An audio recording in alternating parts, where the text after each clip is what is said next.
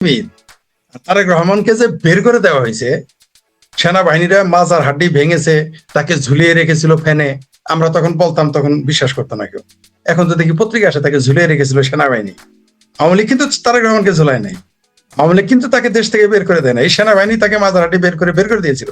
তারেক রহমান তো রাজনীতিবিদ ছিল, তাকে মুসলেখা দিয়ে চলে যেতে হয়েছে একবারের জায়গায় 3 বার, 3 ঘন্টার মধ্যে 3 বার মুসলেখা দিয়ে।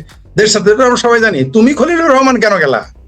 আরেকজনের বউয়ের সাথে লুচ্চামি করছো এবং তারা কোনো খুনি হয়ে গেছে, তারপর তুমি জেল খাটবাটরে ভাইগে গেছো আমেরিকা, ওটা আমরা জানি না? আর তুমি যে আমেরিকান, আমরা বলেছি আদালতে আমাদের চাইতে দেও, যাইতে দিবা না। আচ্ছা, আদালতে যাওয়ার দরকার কি?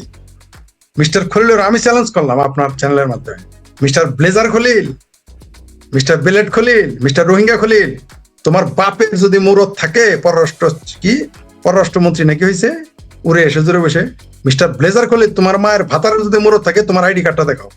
তুমি জাস্ট আইসা ভোটার আইডি কার্ডটা দেখাও, আর জাতীয় পরিচয় পত্র দেখাও। আমার তো আছে, আমি দেখাবো। বানাইছে এই জাহাজ যে বলতেছে যে সেনাবাহিনী ম্যাজিস্ট্রেসি পাওয়ার নাই, সার্কুলার কোথায়? এসপিআর এর সেনাবাহিনীর সার্কুলার কোথায়? আমরা জানতে চাই। সরকারের সার্কুলার জানতে চাই, কোথায় তারা? আমরা তো দেখি না তো। আমাদের কি মনে হয়? আমাদের জাহিদের মতো পাড়া মনে হয় আমাদের? আমরা বুঝি না কিছু। আর কিস্তিতে কেন যাবে সেনাবাহিনী? কিস্তিতে তোমরা যাবা না, আমরা জানি। তোমরা কিভাবে যাবা সেই ব্যবস্থা আমরা করতেছি। যাবা না মানে যাবা, আবার দুলাভাই ডাকবা। সেনাবাহিনীর ম্যাজিস্ট্রেসি পাওয়ার থাকে না থাকে, সরকারের তাদের সাথে সিভিল লোকদের তাদের কি কাজ এখানে? কি কাজ? প্রাকৃতিক দুর্যোগ হয়েছে, দেশ যুদ্ধ অবস্থা আছে, কেন তারা এখানে থাকবে? ওয়াই? না কোনো প্রাকৃতিক দুর্যোগ চলতেছে। আর প্রাকৃতিক দুর্যোগ চলে তো সারা দেশে একবার সেনাবাহিনী নামে না? যেখানে প্রাকৃতিক দুর্যোগ হবে সেখানে যাবে। যুদ্ধ হইলে তাহলে সারা দেশে যুদ্ধ হচ্ছে। কারোর সাথে আমাদের যুদ্ধ করার মুরত আছে এদের? চাপা মারা যারা, পাখি শিকার করার মতো যোগ্যতা আছে এদের? পাখি শিকার করতে পারবে? আরামে আরামে বসে বসে খাই, তো কোনো কাজ তো নাই। তাই কত লম্বা লম্বা এনে আসছে বাংলাদেশের গণতন্ত্র ধ্বংস করতে। আর এই এই বিদেশি শক্তির, প্রভু শক্তির গোলাম হিসেবে এরা টিকে আছে এখন এবং টিকিয়ে রাখছে। ওগুলো আমরা বুঝি না। সেনাবাহিনী কিস্তিতে যায় কেন? বেড়াকে একবারে যায় না কেন? বাণিজ্যিক চুক্তিকে সবাই বলছেন দেশ বিক্রির চুক্তি, কিন্তু আজকে মুজাহিদুল ইসলাম সেলিম বলছেন দেশ বিক্রির চুক্তি কাউকে করতে দেয়া হবে না। দিনে মনে হইলো সেলিম আমাদের মহান বিপ্লবী কমরেড হাজি, হাজি বলেন না কেন, তো হাজি কমরেড হাজি মোহাম্মদ কমরেড সেলিম, তিনি এতদিনে মনে পড়লো এই কথাটা? আগে মনে ছিল না? ইউনূস সরকার ক্ষমতায় থাকতে গিয়ে বসে থাকতেন ইউনূসের দরবারে, খাজা বাবার দরবারে তো বসেছে মেলা, সেখানে বসে থাকতেন। এতদিনে মনে পড়লো? চিঙ্কু বামের এতদিনে লাফায়, ইউনূস থাকতে কথা বলে নাই কেন? ওইখানে গিয়ে বিপ্লবী সাইফুল হক দেখি এখন বয়ান দেয়, চক্কর বক্কর বর্তিরা এখন বয়ান দেয়, মেঘ মোল্লা পরশুরা বয়ান দেয়। তখন কোথায় ছিল যখন ইউনূস ক্ষমতায় ছিল? এগুলো ভণ্ডামি, এগুলো তো আরেক ভণ্ডামি। এই কমরেডদের, এই কমরেডরা বামপন্থীরা হলো আরেক জালিয়াত। বাংলাদেশে কোনো কমরেড আছে নাকি? বাংলাদেশে কেন এই সাবকন্টিনেন্টে কোনো বাম দল আছে? পাকিস্তানে বাম দল তো আশেকের রাসূল, আফগানিস্তান তো কোনো রাজনীতি নাই। এই ভারতে কয়টা বাম আছে? এগুলো জালিয়াত। মুসলিম জঙ্গিদের পক্ষে তারা কথা বলে। আর বাংলাদেশে কিছু বাম আছে, এরা আমেরিকারও কথা বলে, পক্ষে কথা বলে। বিপ্লব আমেরিকার সাম্রাজ্যবাদী আমেরিকার বিরুদ্ধে সারাদিন জেহাদ করে, আবার আমেরিকা বউ পোলাপান পাড়ায় রাখে, নিজেও গিয়ে আমেরিকায় থাকে। এগুলো বদমাইশি, আমরা জানি। তো বাংলাদেশে কোনো বামপন্থী আছে নাকি? আমরা দেখেন তো সব বামপন্থী। ফ্রড মাঝহার আরেক বাম, ওর পোলা কই থাকে? বামপন্থীদের পোলা মানে আমেরিকা থাকে কেন? ইরানে যায় না কেন? উত্তর কোরিয়া যায় না কেন? কিউবা যায় থাকে না কেন? চাইনাতে যায় থাকে না কেন? এত দরদ গাজাতে যায় থাকে না কেন? ফিলিস্তিনে যায় থাকে না কেন? এত ফাল পারে আমেরিকা যায় থাকে। এগুলো হচ্ছে এরকম বন্ড বাম। এগুলো বাংলাদেশে কোনো বামপন্থী আছে নাকি? কমিউনিস্ট ম্যানিফেস্টোরা চর্চা করে। বাংলাদেশে বামপন্থী দল থাকলে ভেবে তারা জাদুঘরে যাইতো। বাংলাদেশ, ভারতে কোনো বামপন্থী দল নাই। বামপন্থীরা যদি জেনুইন বামপন্থী থাকতো, তারাই তো এই ভারতবর্ষের ক্ষমতায় থাকতো। ভারতবর্ষে তো ভাঙতোই না বামপন্থী থাকলে। অরিজিনাল বামপন্থী থাকলে তাহলে মুসলিম লীগের ম্যানিফেস্টো লেখে ভারতীয় বামেরা। বামপন্থী নাই, বামপন্থীরা থাকলে আজকে ভারতবর্ষই ভাঙতো না, ঐক্যবদ্ধ থাকতো। ইউএসএস আর মানে সোভিয়েত ইউনিয়নের মতো থাকতো। এগুলো ভণ্ড, এগুলো কোথাকার? এগুলো বাম, এগুলো কোনো বামপন্থী নেই ভারত বাংলাদেশে কোনো বামপন্থী। এগুলো ভণ্ড বাম। এরা আওয়ামী লীগ বিএনপিতে ভাত পাবে না, জায়গা পাবে না, তাই তারা এসে বামপন্থী হয়েছে। কোনো বাম আছে নাকি বাংলাদেশে? এরা না বিজেপি করতে পারে, না কংগ্রেসে ভাত পাবে। দেখেন না, ভারতের মতো দেশে, গণতান্ত্রিক রাষ্ট্র, সেখানে তারা নীল হইলো কেন? নীল হয়ে গেছে। এই বাংলাদেশে তো এগুলো সব জাদু করে যাওয়ার অবস্থা। ওই গরুর মাংস খাওয়াইয়া বামগিরি করা, শুয়োরের মাংসটা খাওয়াই না ওইখানে, দেখি বামগিরি কই থাকে, ওই গরুর মাংস বিলিয়ে দিয়ে ওই আর মাদ্রাসার পোলাপানদের খাওয়াইয়া বামপন্থী গিরি বাংলাদেশে না, আর হজ করে বামপন্থী গিরি বাংলাদেশে, একটু অন্যটা করে দেখ না দেখি।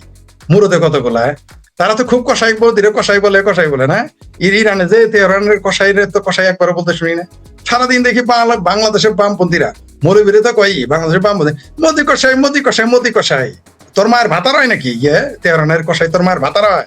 তার নাম তো না ওটা বামপন্থী। কিসের বামপন্থী বাংলাদেশে? কোনো বামপন্থী নেই বাংলাদেশ, ভারতেও নেই বামপন্থী, এগুলো সব জালিয়াতপন্থী। কিসের বামপন্থী হলে আপনি কিভাবে মৌলবাদী শক্তিকে তোষণ করেন?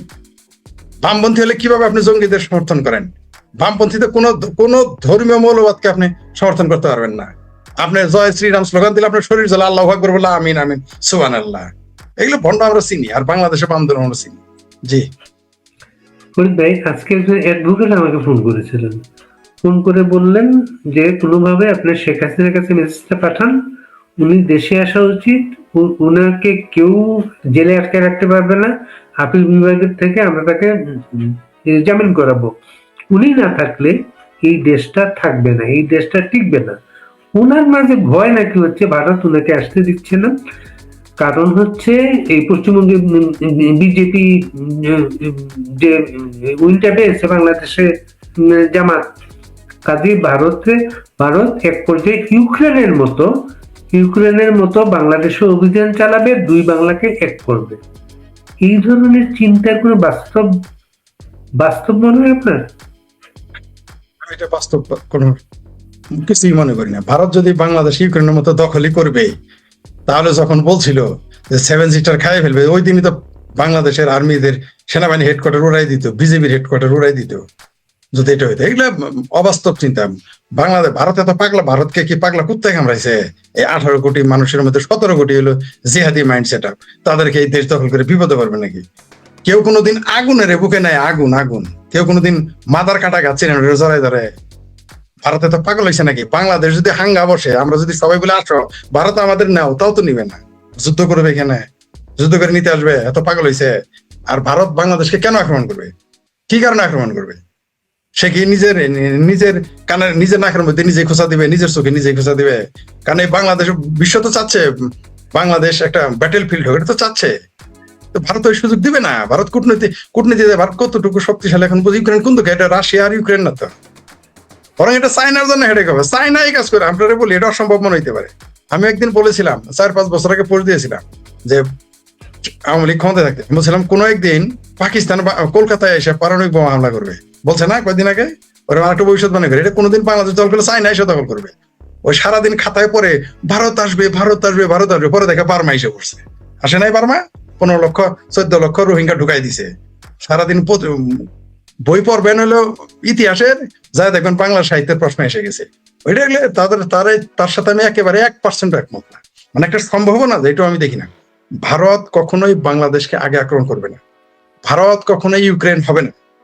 ইউক্রেন আর রাশিয়ার যে সম্পর্ক আর বাংলাদেশ আর ভারতের সম্পর্ক আলাদা, এখানে প্রশ্নই আসে না। ইউক্রেনের মতো বোধাই না বাংলাদেশের মানুষ। ইউক্রেনের লোক বহুত বোধাই, তাই এটা হয়েছে। বাংলাদেশের মানুষ এগুলো জানে যে কি করতেছে। আপনি কি মনে করেছেন যে বাংলাদেশের মানুষ শুধু আমরাই বুঝি, তারা বুঝে না? ওই ভারতের বিরুদ্ধে যুদ্ধে ডাক দেন, কেউ যাবে না। ওই কয়েকটা মাদ্রাসার পোলাপান ছাড়া কিছুই যাবে না। আর পালে পালে মরবে। এখন কেউ যদি পালে পালে গট্টালিকা প্রবাহ হয়ে মরতে যায়, আমাদের এলাকায় না, আমাদের বাড়ির সামনে রেল লাইন আছে, আমরা দেখতাম বিরাট তখন তো আজ থেকে 40 বছর আগে, তখন তো এত ঘর বাড়ি ছিল না, ওইখানে এসে ওই রেলের ময়দানে এসে ভেড়া ছেড়ে দিত। যখন রেলগাড়ি যাইতো না, আমরা আশ্চর্য হয়ে যেতাম। ওই একটা ভেড়া যেদিকে দৌড় দিত, সবটি ভেড়া রেল লাইনের ওই বগির নিচে গিয়ে মরতে হবে। বাংলাদেশের সব মানুষ গট্টালিকা হয়েছে মাদ্রাসার মৌলবী ছাড়া। এই যে এত চাপা দেখেন না, ভারত যেদিন যদি আক্রমণ হতো পরিস্থিতি, সব তো পালায় যাবে, সব পালায় চলে যাবে এই দেশ থেকে। একটাকে হারিয়ে লাগে খুঁজে পাবেন না মাদ্রাসার মৌলবী ছাড়া, আর তালেব এলেম ছাড়া। বড় বড় যেগুলো মৌলবী সব পাকিস্তান পালাবে, কেউ থাকবে না। সেনাবাহিনী তাকে না হাত উঠায় বলবে যে আসসালামু আলাইকুম ভাইজান, আসেন ভাইজান আসেন, এই হাত তুলে পয়সা থাকবে। বাংলাদেশ সেনাবাহিনী কার সাথে যুদ্ধ করছে? চাপা মারে না। আর কেন ভারত আমাদের সাথে আক্রমণ করবে? কি কারণে করবে? চুল গায়ে ঘাও বানায় কে? এটা কি বাংলাদেশ নাকি? আবারও বলি, যদি ভারত আমাদের দেশকে দখল করতে চাইতো তাহলে 71 সালে দখল করে নিত। ওইটাই বলে 71-এ তারা সেই ভুলটা করছিল। বঙ্গবন্ধুর জন্য আর্মিটা তারা ভুল করে নাই। আমার মতে 71 দখল না করে তারা ভুল করে নাই, এখনো তারা যুদ্ধ করবে না, ভুল করবে না। চাণক্য নীতিটা ভালো করে পড়লেই বোঝা যায়। আপনি চাণক্যর নীতিটা বইটা যদি আপনি ওই বাংলা 4 নাম্বার 5 অনুবাদ থেকে অনুবাদ না মূল বইটা পড়বেন, তাহলে বুঝবেন। আমাকে আগে ভারতকে খুব বোকা মনে হইতো, এরা বোকা নাকি, এরা এটা করে না কেন, ওইটা করে না কেন, এটা মনে হইতো। কিন্তু চাণক্য নীতিটা পুরাটা পড়ার পরে মনে হয়েছে যারা পৃথিবীতে তো অবশ্যই আধুনিক কূটনীতি তারা তো ফলো করেই, পাশাপাশি তারা চাণক্য নীতিকে বেশি প্রায়োরিটি দেয় এবং মহাভারতকে বেশি প্রায়োরিটি দেয়। তো আমি এই দুইটা খুব ভালোভাবে চর্চা করি, দিয়ে দেখি না তারা ঠিক আছে। ভারত তখনও দখল করে নাই, এখনো দখল করে না। কি দরকার ভাই এটা নিয়ে তারা ঝামেলায় পড়বে? ভারত তো এখন তো বাংলাদেশ সীমান্তটাকে সবচেয়ে স্পর্শকাতর মনে করে, তারা মনে করে কারণ এখান থেকে চিকেন নেকের হুমকি দেওয়া হয়। আর ওরা জানে যে এগুলো চিকেন নেকের হুমকি, এগুলো ভুয়া। মনে করেন 5 বছর শিশু যদি আইসা আমারে এই শোলা ছিলেন পাঠ করি আইনে যদি আমার হুমকি দেয়, ফরি তোর হ্যান করবো তেন করবো, আমি কি হাসাহাসি করবো না? ওর শক্তি আমি একটু ফু দিলেই তো পুড়ে যাবে, ঠিক আছে না? এখন মনে করেন যে এরকম সিক্রেট ওরা জানে বলে চিকেন নেক মিকেন কিছুই না।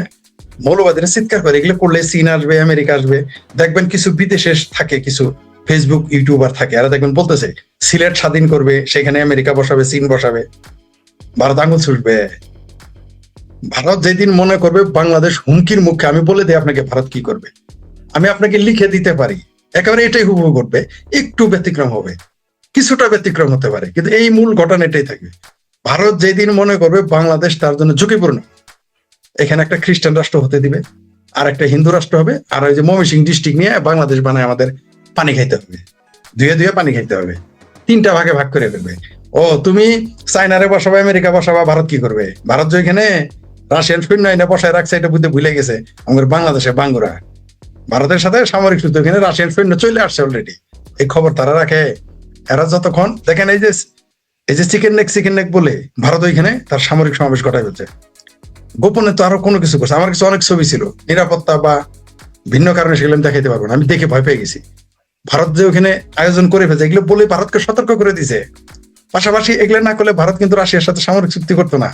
তারা অলরেডি সেখানে 4000 সৈন্য চলে আসছে, খুব সম্ভবত চলে আসছে অথবা চলে আসবে, আমার মনে চলে আসছে, এবং তাদের সকল সামরিক চুক্তি করা আছে। তা আপনি এগুলো না করলে তো ভারত এই কাজটা করতো না। ভারতকে এই যে আমার ভাবির পোলার হুমকি দেওয়ার কারণে বিজেপির যে উত্থান ঘটেছে পশ্চিমবঙ্গে, শুধুমাত্র বাংলাদেশ কারণ না, বাংলাদেশ অন্যতম কারণ। দীপু দাসকে ভালো কাজে দিন জ্বালিয়ে দিয়েছে, আমি সেদিন বুঝতে পারছি যে ভারতে একটা কিছু ঘটবে, এবং ঘটেছে। ওই যে একটা সাধারণ মানুষ দীপু দাসকে জ্বালিয়ে দিয়েছিল ময়মনসিংহের ভালো কাজ। ও এগুলো যারা যে সাংবাদিক এটা বলেছে, আর শেখ হাসিনাকে আসবে, শেখ হাসিনাকে আটকে রেখেছে, এগুলো মনের মাধুরী মিশিয়ে যা তা বলা। শেখ হাসিনা আটকে রাখবে কেন? শেখ হাসিনা আটকে রাখার জন্য এখানে নিয়ে গেছে। শেখ হাসিনাকে যদি আটকে রেখেছে আপনি মনে করেন, তাহলে বাংলাদেশের সেনাবাহিনী পাঠান, কারণ বাংলাদেশের নাগরিক তো, সে উদ্ধার করে নিয়ে আসেন। এগুলো তার মনের মাধুরী।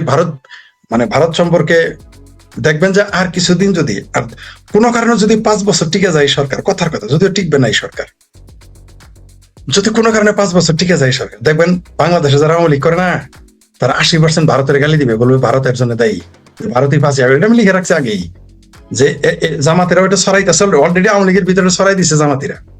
জামাতের যে প্রপাগান্ডা ডিপো আছে, তাদের যে প্রপাগান্ডা সেন্টার আছে, সেখান থেকে অলরেডি আওয়ামী লীগের মগজে আর এটা সহজে খাবে। দিন শেষে বাংলাদেশের মানুষেরা মুসলমানই থাকে, মানুষও হয় না, আওয়ামী লীগও হয় না, মুসলমানই থাকতেছে, আর পেয়ারা পাকিস্তানি থাকতেছে। অলরেডি অনেকে ফেসবুকে পোস্ট দেওয়া শুরু করছে, অনেক বুদ্ধিমান লোকেরা, আমার চেয়েও বেশি বুঝে, তারাও লেখা শুরু করছে।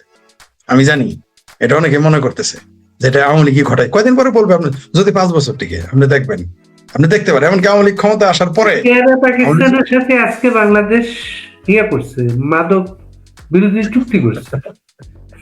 তারা তো মাদক সমঝোতায় মাদক আমদানির দেশ।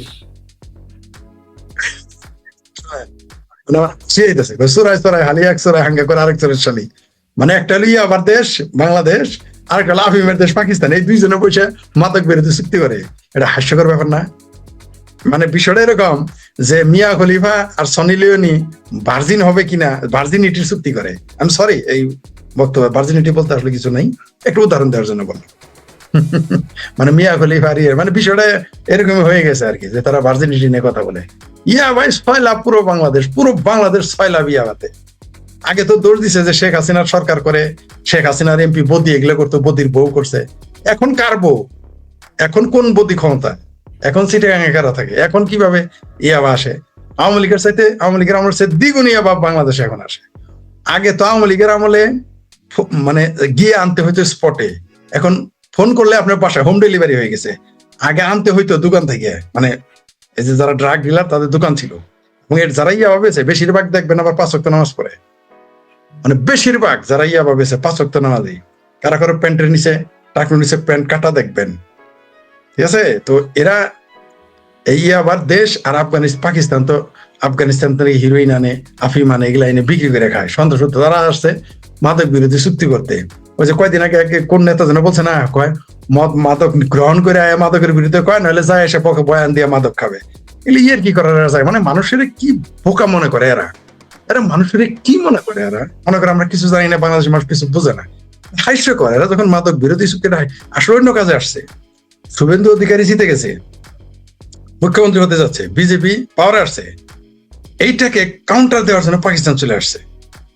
এটা একটা মেসেজ, এখানে পাকিস্তানের কেউ আসা এই মুহূর্তে একটা মেসেজ। তা আমাদের আসতে হবে কেন? আমরা তো জানি যে বাংলাদেশ এখন বাংলাদেশ নাই। বাংলাদেশ 2024-এর 5ই আগস্টের 4টার পরে আর বাংলাদেশ নাই। সেদিন থেকে এটা পূর্ব পাকিস্তানে ফিরে গেছে। এই জিনিসটা আপনাকে মানতে হবে। পাকিস্তান আসলো না কি আসলো এটা দেখার আমাদের কি দরকার আছে? পাকিস্তানের জিনিসপত্র আসবে। আমেরিকা বুঝলাম মহাশক্তি, পরাশক্তি, তার ডরে আপনি তার মাংস চেক করতে পারবেন না, তার আন্ডা চেক করতে পারবেন না, তার ওষুধ চেক করতে পারবেন না, তার খাদ্যদ্রব্য চেক করতে পারবেন না, তার ওষুধ চেক করতে পারবেন না, সব নিতে হবে। কিন্তু পাকিস্তান কোথাকার কি, কোথাকার একটা ভিখারি রাষ্ট্র, তাকে বলা হয় ভিখারিস্তান। সেই পাকিস্তান